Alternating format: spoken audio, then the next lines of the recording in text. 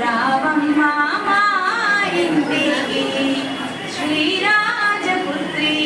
వరలక్ష్మి రావమ్మా మా ఇంటికి సంపంగా తైలము తెచ్చి ఒప్పోగా శిరసును అంటి సంపంగా తైలము తెచ్చి ఒప్పోగా శిరసును అంటి మెత్తని కస్తూరి నీకు పేదలు కొని పెట్టేను తల్లి లక్ష్మి రావమ్మా మా ఇంటికి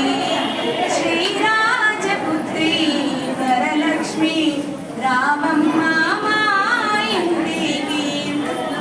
పచ్చి పసుపులు పూసేవమ్మ ఛాయా కుంకుమ పెట్టేవమ్మ